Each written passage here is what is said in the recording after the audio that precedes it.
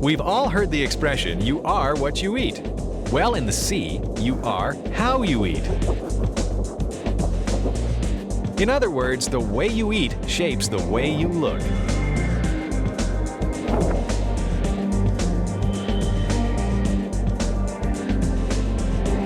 This grouper sucks in big gulps of fish, so it needs a big, wide mouth. And to have such a big mouth, it needs a big head.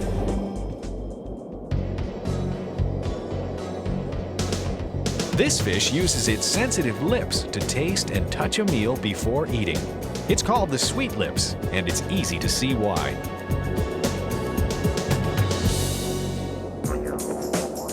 Here's another sampler, the goatfish.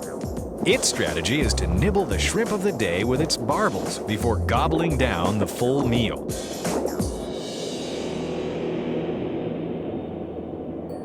Eating is only part of a creature's looks. After all, you're not only how you eat, but how you don't get eaten.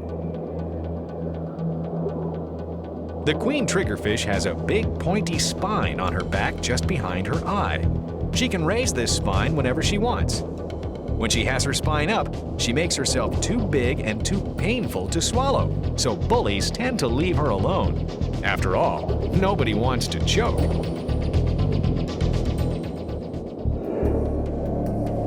The trumpet fish doesn't trumpet its arrival. Instead, this tricky fish holds perfectly still. It uses its shape to imitate sponges and soft corals, and snares any small creature that comes too close. This is a trumpet fish of a different color. But that's part of the hunt, too.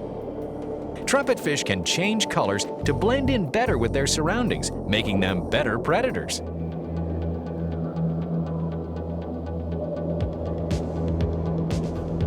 The boxfish has a pointed snout that helps it blow away sand from its intended meal. And the rest of its shape makes it a real jawbreaker. It's soft and tasty on the inside, but hard on the outside. And that's usually enough to discourage predators. Jacks are hunters. They've got big mouths, but that's not all. They're built for quick bursts of speed that enable them to nail a meal and not become one.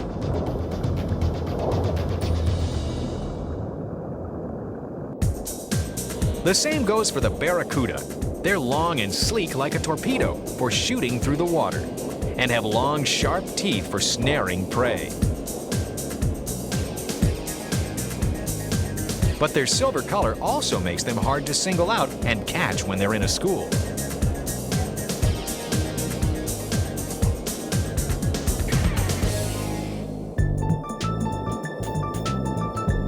Where's the mouth on this flatfish? Right out front, where it can nip creatures shooting up from the sand. The ray also lives on the bottom. It uses its wings to uncover buried shellfish, then crushes them in its strong jaws.